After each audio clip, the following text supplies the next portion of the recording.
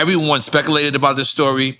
Everyone thought it happened, but the first time the confirmation that we ever got from a person that wasn't on the left side or the right side was with Jamie Foxx, LL Cool J. Oh, yeah.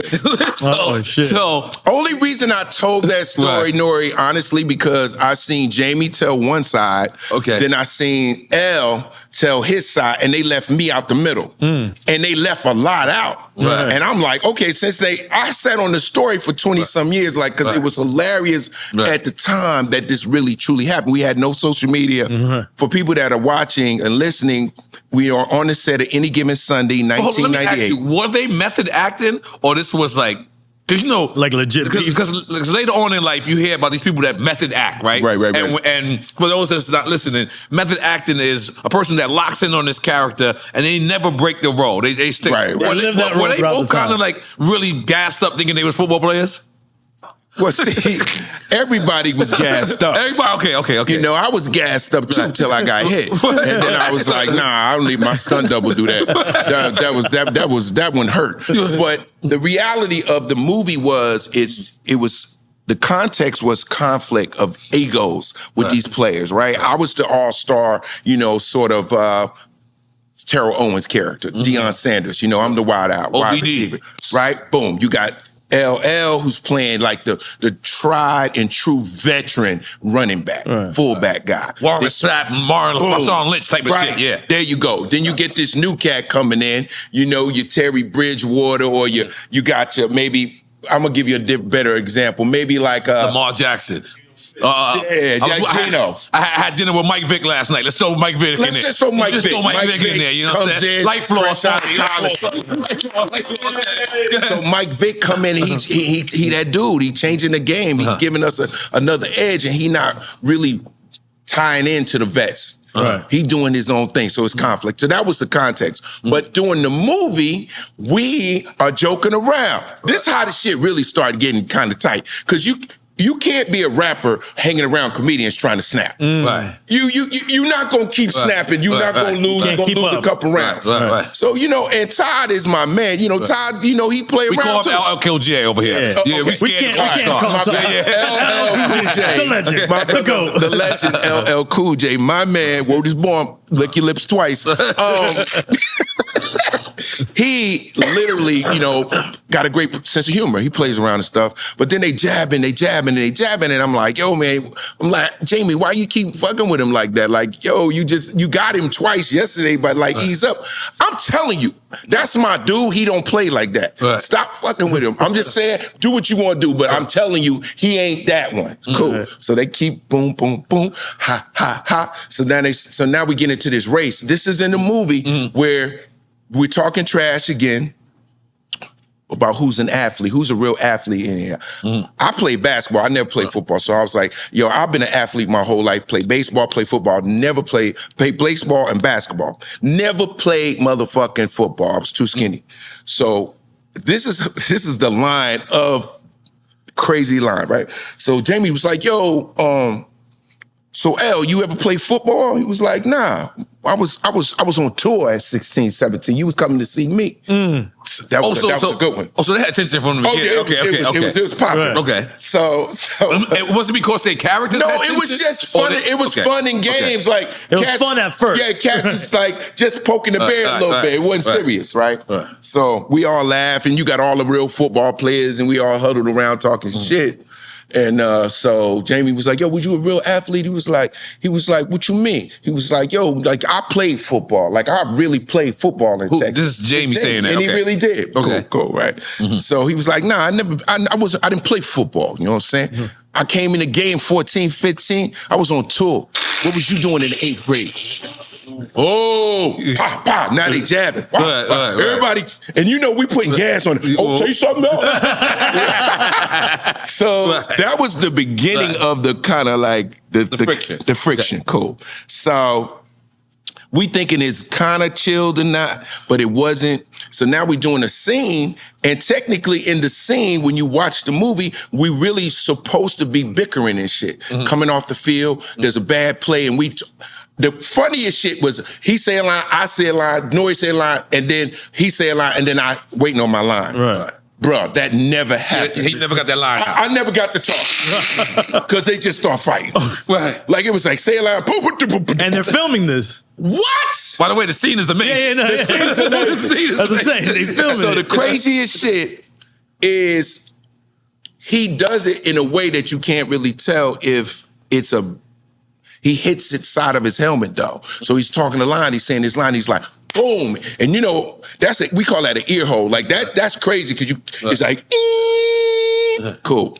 So Jamie's like, damn, man, you ain't had to do that. Damn, bro, what's up? Like, what you ear hold me for? He was like, no, yo, what you doing, B? I'm in my scene. I ain't tripping. Like, you know what I mean? QB. I'm acting. What you talking about, B? Go ahead, let's shoot this scene again. And I'm like, yo, man, you might want to buckle up. Because I feel like it's a little more on it than that. Second scene, bing! I was like, first of all, I'm never getting to my line. Because they never gonna get to my line because every time I'm about to talk, they pretty much wrote you out. They wrote me out. Oh shit. So he takes his helmet off. Jamie's like, oh my God, bro. Yo, we got a fighting scene coming up. If that's what you want to do, we can do that. But this shit here ain't got nothing to do with this scene. So I'm talking to L. I'm like, yo, man, what we doing, y'all? Is something going on?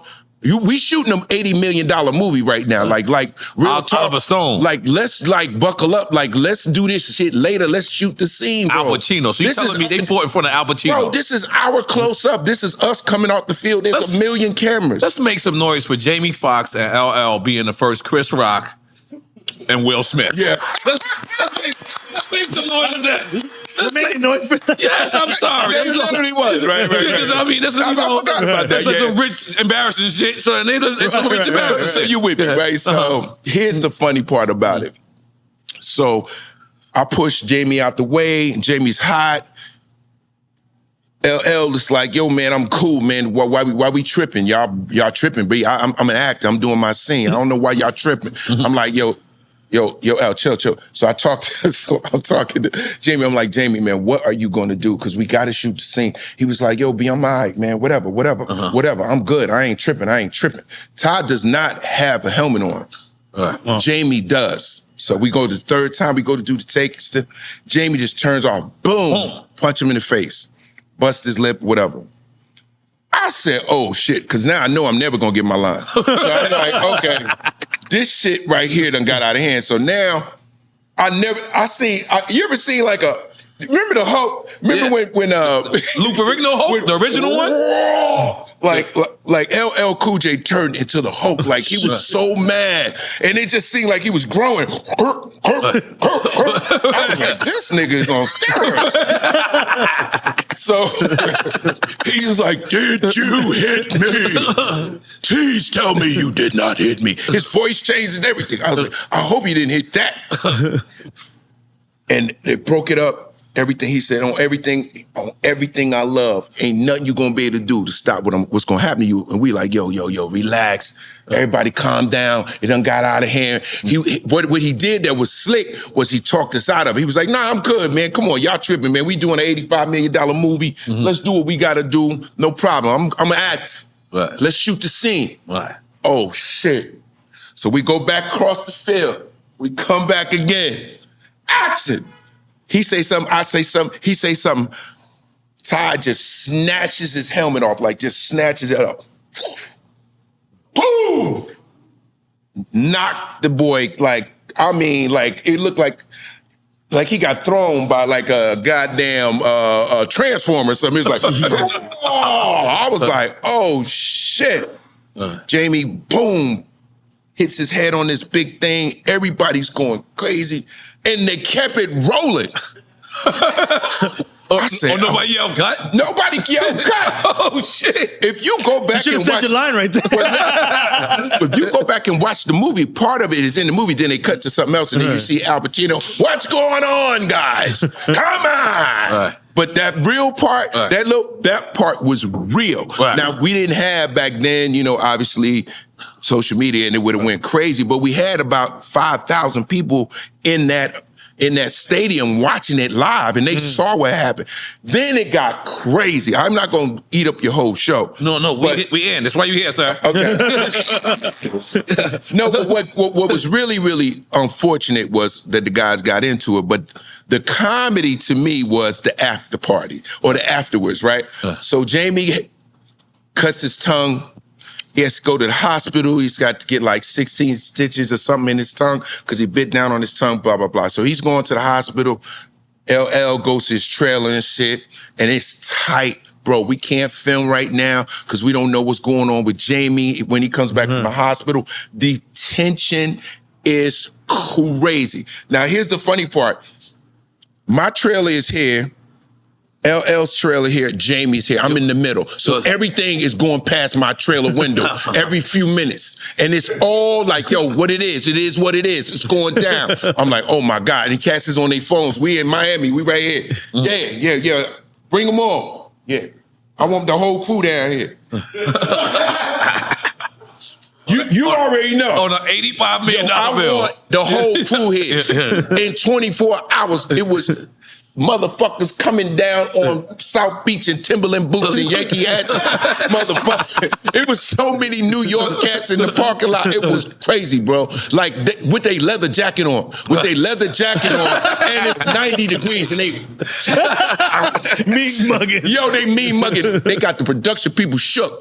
I don't know who LL called, but it was 85 motherfuckers outside his trailer the next day. It was deep. I was like, oh, this bad. And then Jamie had like, TGT, they was like little R&B cats. He only had like 3 or 4 cats. Yeah, the R&B group with him? Yeah, no, I'm just joking. Okay. I'm